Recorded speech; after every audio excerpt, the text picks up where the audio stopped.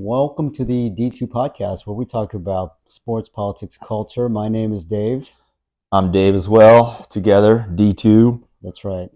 And today we're going to go a little bit off our typical path and we're going to discuss the hottest topic among a lot of people, a lot of nerds, a lot of finance people, a lot of money people, and that is, of course, the one true currency to rule them all, Bitcoin. Bitcoin.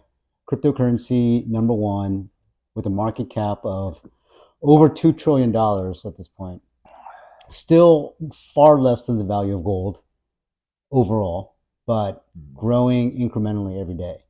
We've seen Bitcoin literally double this past year. And it's pretty volatile, extremely volatile.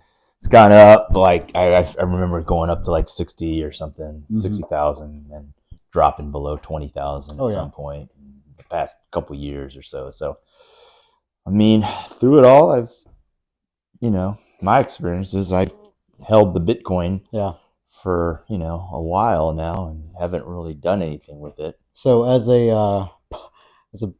our disclaimer, we are not financial advisors, nor do we know much about making money. In fact, whatever we do and we say you should do, probably you should do the opposite. Let's take a huge grain of salt with everything that we say about money. So we sort of entered the cryptocurrency world about roughly 5 years ago, right? We sort of both started talking about Bitcoin and trying to get into it, and we both kind of egged each other on and said, hey, we got to open up Coinbase accounts, and that's where we can buy our first Bitcoin. I remember making my first big purchase of Bitcoin at, I think that when it was like $2,000 or something. I was just like, oh my God, did I buy so much? Why did I buy so much? What if I lose it? I remember it was like, I think I was talking to someone at work and he was discussing Bitcoin, and I had just heard a little bit about Bitcoin, like some people mentioning it, or it was in a news article or something, but I had no idea what it was, and it just kind of like glossed over it. And then he was telling me about it, and I think it was basically 2016, 2017, maybe. Right. And then I saw through Coinbase, I think at the time, what Bitcoin, the price, how it fluctuated and how it just suddenly jumped. And like if you had bought Bitcoin, I don't know, like so many years ago, when it was like maybe 3 cents or something. Yeah, pennies. Yeah. You could have bought like 1,000 or 2,000, and I think it jumped at one point to like 17,000 at that time. Right. And then I think it slowly started to drop down to about 10,000 or so. But then I think that's like you said, I think right around just before COVID is when I started buying Bitcoin. Yeah, I remember it was around 2019 or so. And I remember thinking, I had first heard of Bitcoin about 10 years ago. Okay. And a friend of mine had described it to me. And I was just like, get the hell out of here, man. What are you talking about? We can't transact with it. No one's going to accept it. Right. It has no inherent value. There's no physical product or tangible item. And he was like, exactly. And I was just like, so what's it good for? How does it accrue value? But then, obviously it accrues value because it's whatever the market dictates that value is, right? So, that's how gold became so valuable because everyone said it's valuable. There's a purpose, a use for it. Oh, yeah. I mean, I had no idea. Like when I first heard about it, it's like buy something using Bitcoin or something, or some advertisement. I was like, oh, this is a way to purchase something, and I had no idea it was going to start to become basically like a stock, right? Essentially. Like people use it to invest and then get returns on it. I had no idea that's what people were using it for. Yeah. And then, I was really late. I wish I had. I know. If I'd only bought it started buying it when my friend had mentioned 10 years ago, it's like I would have your life would have been so different. I would have had at least like 20 Bitcoin right now. Yeah. Right. Yeah. But in any case, I have nowhere near that amount for the record.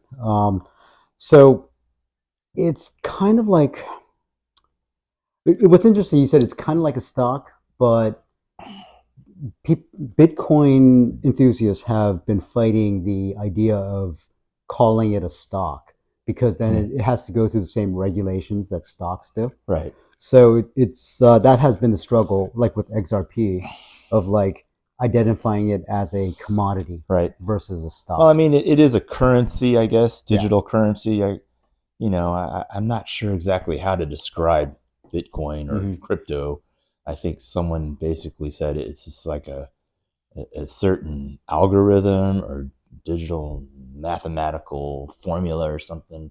People go in order to validate transactions or something, something like that. It's okay. So the Bitcoin ledger, there's a blockchain. It holds all this information about this software known as Bitcoin. Right.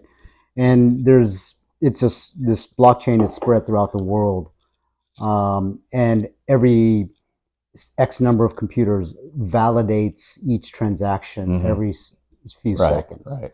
So that's why it takes a long time for a transaction to go through. And so it's kind of like, you can't mess with it because there are so many validators across the world. And so it's kind of like independent of any kind of, I mean, technically it's independent of government controls. Right. So that's the appeal. Well, you can bypass banks and stuff. Exactly. I think that's the whole idea. And I think that's one of the reasons why like a lot of people fight against it, because it so goes against all of the established financial institutions and things like that. But now that banks and governments and financial institutions, private companies are now acquiring Bitcoin as part of their reserves, it's becoming another asset class that people use to transact or like to put their funds in as a source of what do you call it, like just growing wealth. Well, I think it's here to stay now because of that. I think so. I think it's been around 15 years. We'll see, but yeah, I mean, I think there's a good, strong possibility it's not gonna go anywhere. Now, do you have a like a system or plan of how you purchase it? No, not really. You're just like, I mean, I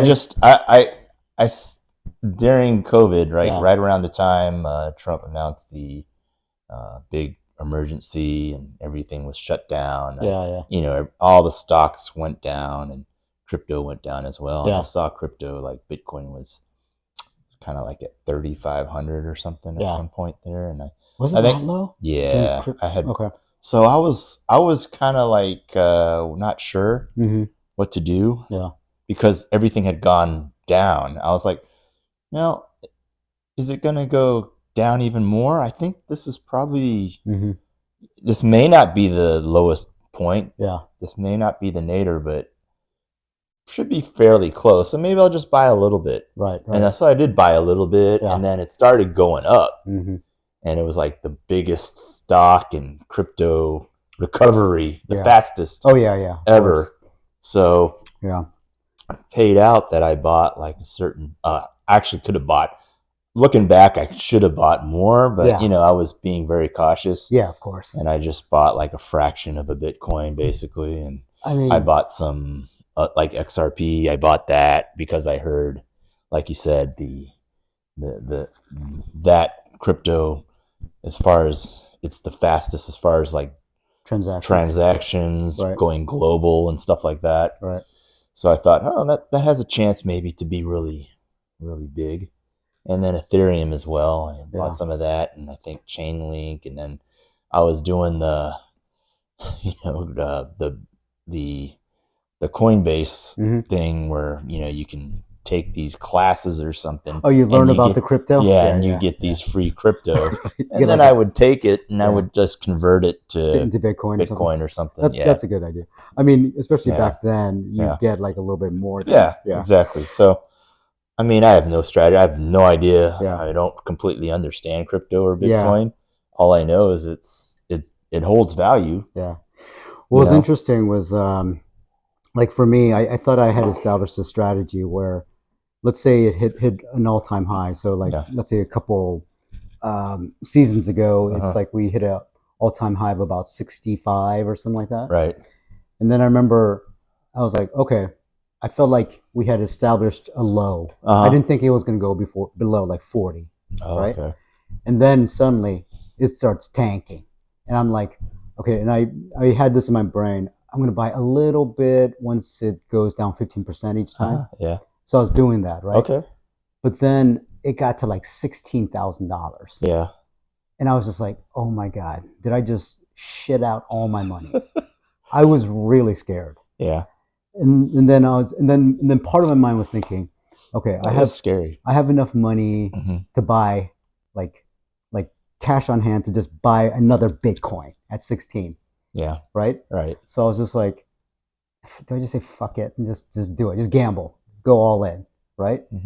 Of course, I was too giant of a weakling to do that. You didn't do it. No, I just bought a little bit more. My usual. Okay, well, you bought some more. That's good. Yeah. I mean, but it's just like of course I'm kicking myself in the ass. Yeah, I think I should have bought some more. And looking back, you know, on when it started dropping more. But I was like, I'll just invest more in the stock market because one thing about it, you know, the SEC backs stocks and stuff. Oh yeah. There's really nothing like that with crypto. No. Like, so there's this kind of, you know, a little bit in the back of my mind that it's a little more dangerous, a little more riskier to do that. Of course. So I was like, you could lose everything. And I was like, okay, well, maybe I'll just hold on to what I've already invested in. Right. And just put it in other stocks. I did, like NVDA, you know. Yeah, good. You know, that was a great return. I guess I have to, you know, any word of advice I would give is to just look at what if possible, find out what the inside trades are of different congressmen. And then do what they do.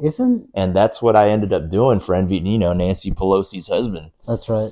Did that. So I was like, I'll buy it. And sure enough, it turned out to be a good choice. May have been a little bit lucky because, you know, obviously NVDA is more of a, you know, it's going into AI and chips and like, so it's got a big future. But, yeah. So I don't know. Now I'm thinking, I'm not sure, you know, I'll probably kind of play more stocks and just see what happens with crypto for now. I mean, obviously stocks have been a known entity for, you know, over a century or whatever. Right.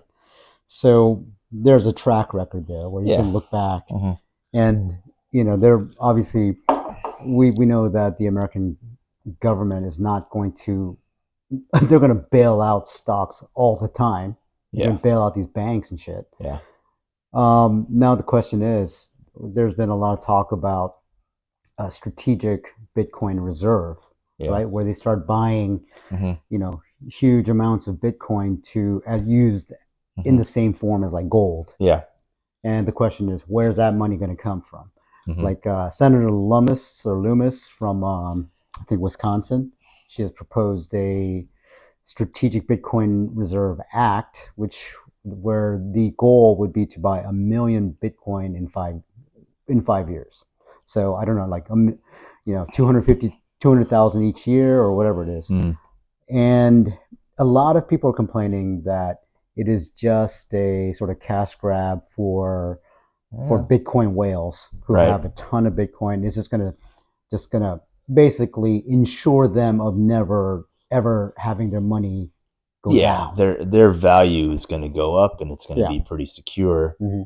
I mean, if you have enough money right now, maybe that's the case. You might want to buy some Bitcoin. This is not financial advice, by the way. Just off the top of my head saying, but you know, I think if that happens, obviously it's going to be huge. It's going to be, I think the value is going to go up. Who knows? You know, there's people that could possibly pump and dump it. I don't know. That's the thing with the Bitcoin though, because it has the track record. It's the oldest cryptocurrency. It has a track record now. We see several seasons of it going through these cycles, and we're like, it's not, you know, it's not predictable, right?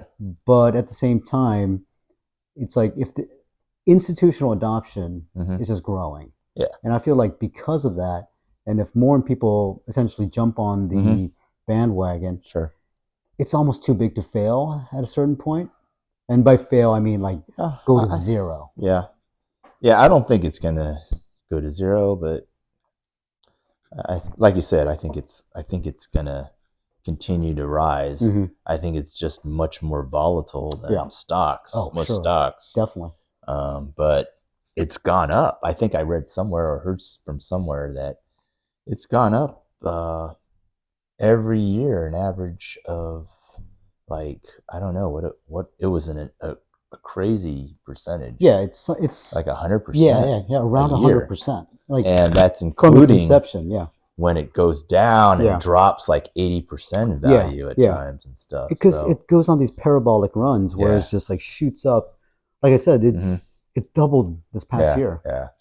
So in the past 6 months or whatever. I mean, I think for the next, it's like there's so much adoption right now. It's the next few years are going to be pretty solid. So, all right. We'll see. All right. Next episode, you will see us on a jet plane. To hell.